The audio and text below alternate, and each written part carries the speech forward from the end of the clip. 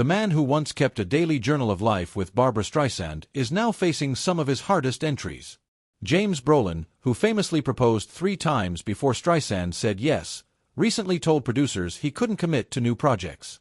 Their once separate bank accounts are now merging, but not in celebration. It's to cover mounting medical bills. Just after celebrating their 25th anniversary, the couple now faces their most difficult chapter. According to Hollywood insiders, Brolin even turned down a $2 million role just to remain by Barbra's side. His next chapter may prove to be his most heartbreaking.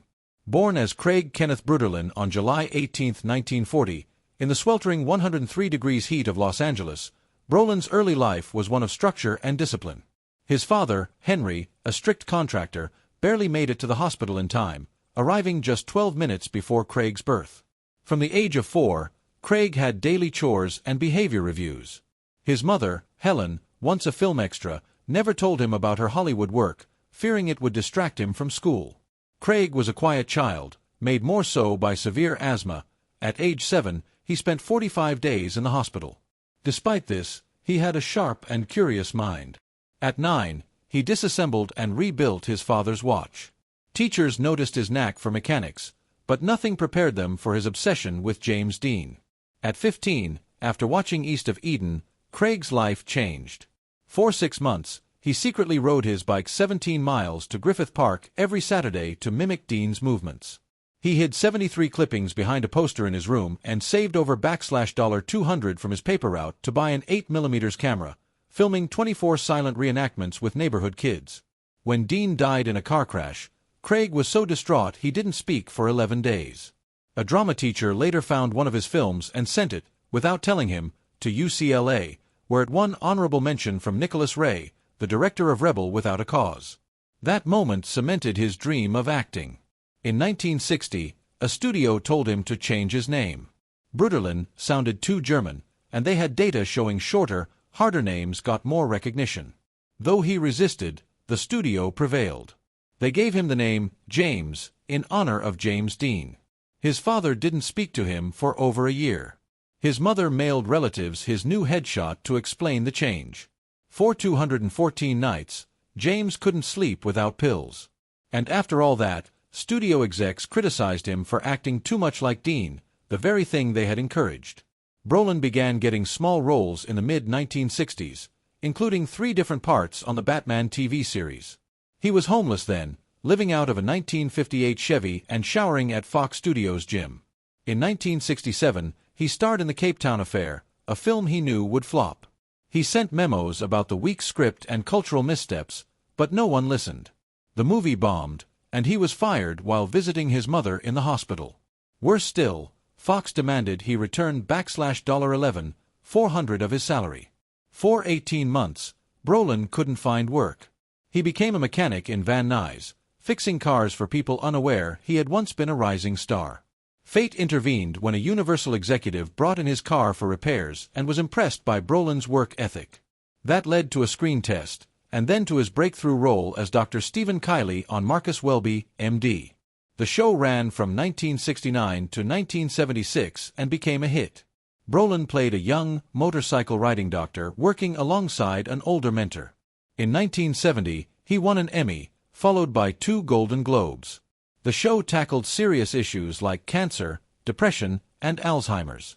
One controversial episode about homosexuality sparked protests, but Brolin remained committed to meaningful storytelling. In 1972, Brolin took a darker turn in Skyjacked, portraying a disturbed Vietnam vet who hijacks a plane. Critics praised his intense performance. The next year, he starred in the sci-fi thriller Westworld, playing a confident guest in a theme park filled with humanoid robots. His character's shocking death halfway through the film gave the story weight and helped make Westworld a genre classic. In 1979, he starred in the Amityville Horror. He wasn't sold on the script until his pants mysteriously fell off a chair while reading it, which he took as a supernatural sign.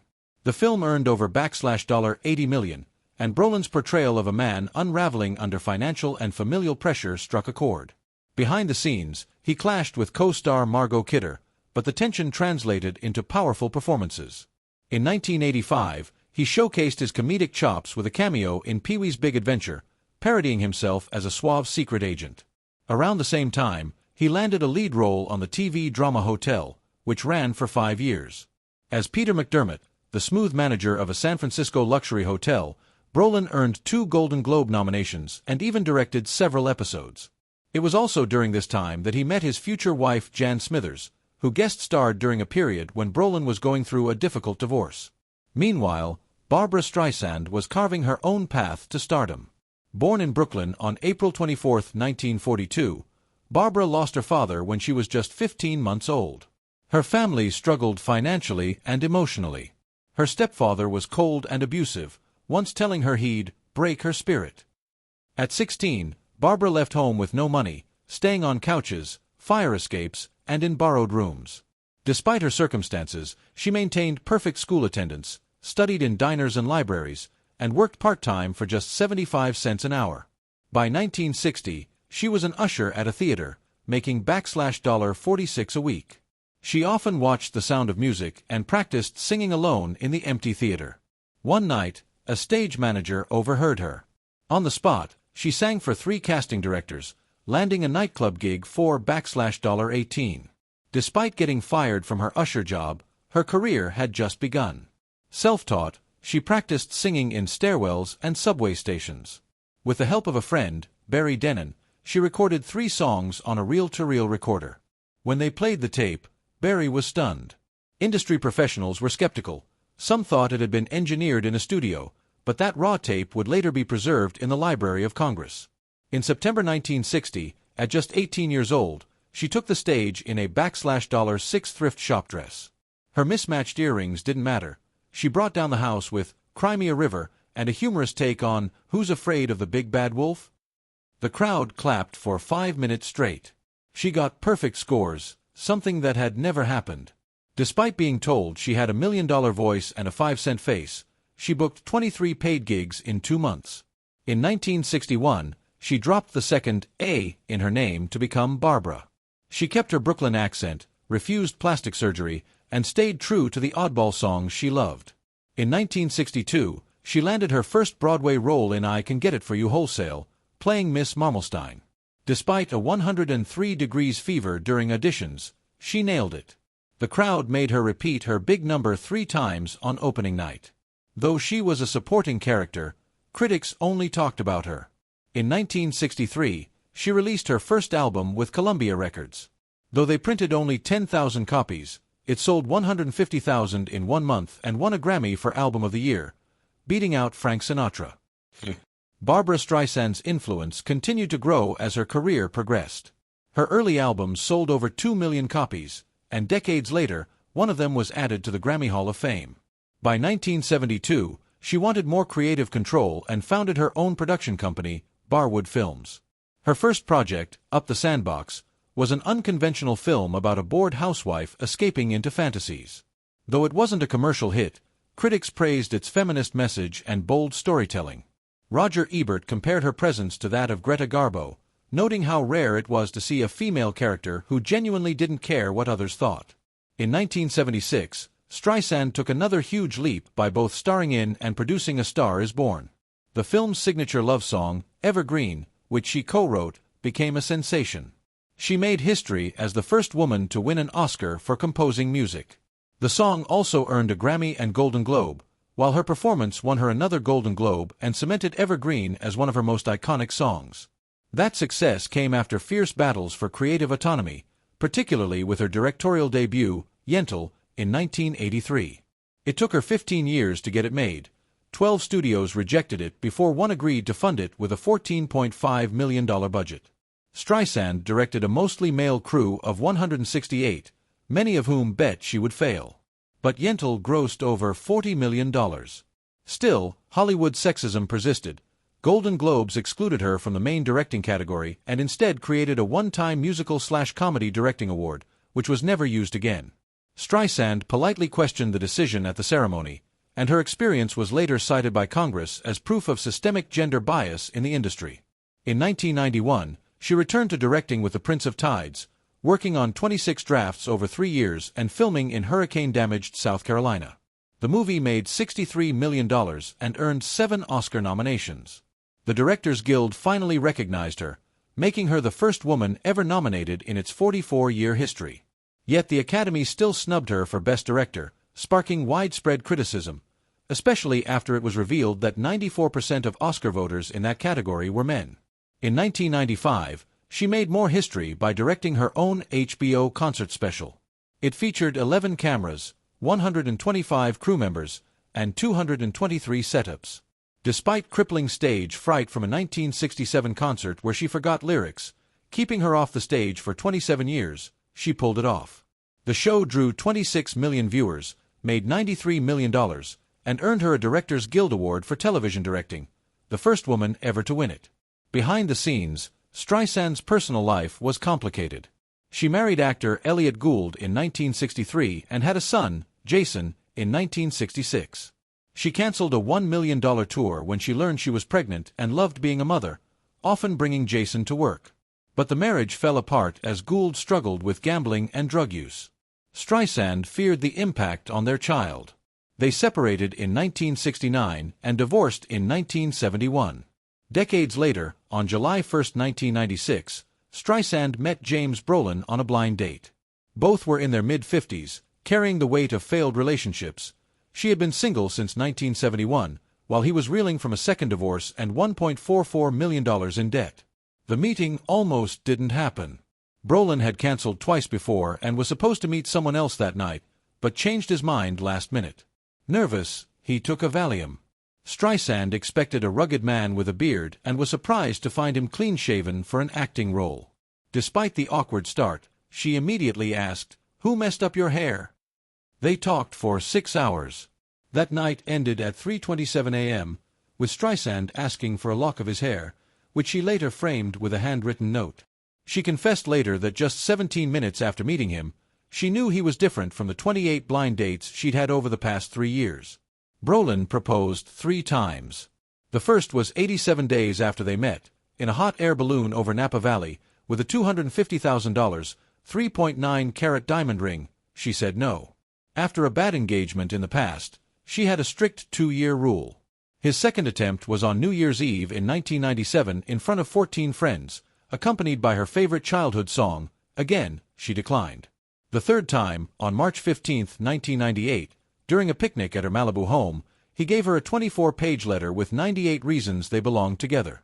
That time, she said yes.